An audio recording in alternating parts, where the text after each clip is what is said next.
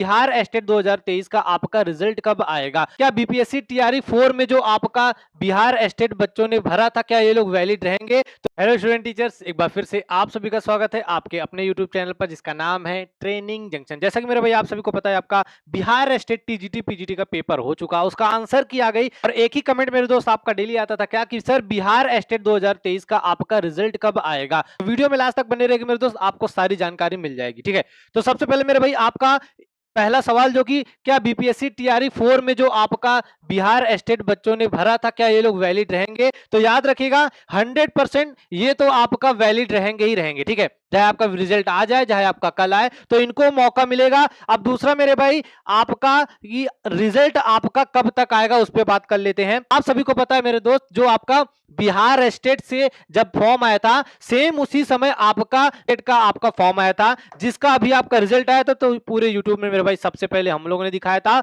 और जिन बच्चों का डाउनलोड नहीं हो रहा था उनका भी डाउनलोड कर करके हम लोग भेज रहे थे। तो याद रखिएगा इसका फॉर्म आपका 2 दिसंबर से 27 दिसंबर तक था। इसका एग्जाम आपका 23 से 24 फरवरी को हुआ था। उसके बाद जो इसकी आंसर की आई थी मेरे भाई आपकी 18 अप्रैल को आई थी, और रिजल्ट देखो 18 अप्रैल को आंसर की और आपका 30 जुलाई को इसका रिजल्ट आया था।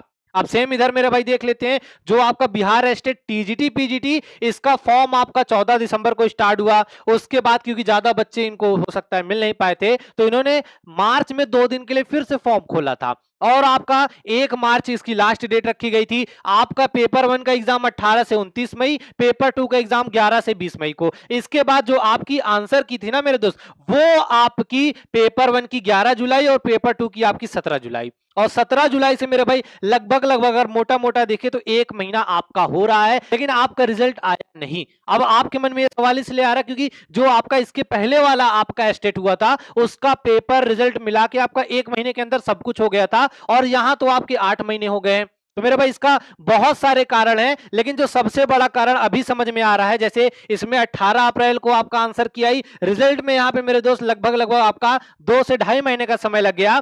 तो भाई यहाँ पे जो आपका सुनने में अभी तक सबसे बड़ा कारण आ रहा है रिजल्ट देरी में, वो कि आपका जो पेपर में आपने देखा तो बहुत सारे आपके ऑप्शंस गलत थे और बहुत सारे क्वेश्चन गलत थे, जिन पे आपका ऑब्जेक्शन हुआ, मल्टीपल शिफ्ट में था। अब दो चीजें हैं, पहला तो रीजन यही है कि इनको खुद आंसर नहीं मिला, क्योंकि स्टूडेंट्स मेरे भाई ऑब्जेक्शन लगाए, और आपको पता है एक एक दो नंबर से एस्टेट में या बच्चे पास होंगे या फेल होंगे। दूसरा, इसमें ये लोग नॉर्मलाइजेशन लगाएंगे, तो इन सब प्रोसेस में इनका समय लग रहा है। अब कितना समय और लगेगा वो कुछ कहना आपका मुमकिन नहीं है, लेकिन याद रखना टीआरई 4 में आप लोग वैलिड रहोगे। दूसरा, जैसे यहां पे 2.5 महीना लगा है, तो उम्मीद यही करते हैं कि यहां 2.5 महीना नहीं, लेकिन इस महीने के अंत तक आपका अगस्त खत्म होते होते आपका एस्टेट पेपर 1 पेपर 2 का रिजल्ट आ जाएगा। तो आप लोगों से मैं ही बोलूंगा कि अगर आप लोग जो आपका क्वालिफिकेशन मार्क्स है उसके थोड़ा 1 नंबर भी ऊपर हो, तो बिल्कुल निश्चिंत हो कि आप लोग तैयारी करो, क्योंकि आपको पता है टीजीटी पीजीटी तैयारी करने के लिए आपको 4 से 6 महीने मिनिमम चाहिए। आप यही अपना समय टीआरई 4 टीजीटी पीजीटी की तैयारी में लगाइए, ताकि जब आपका एस्टेट का रिजल्ट, तो मेरे भाई आप लोग पास ही पास हो, जब टीआरई 4 का रिजल्ट आए, यहां मैं पीडीएफ दिखा रहा हूं, तो उस पीडीएफ में एक नाम आपका भी हो।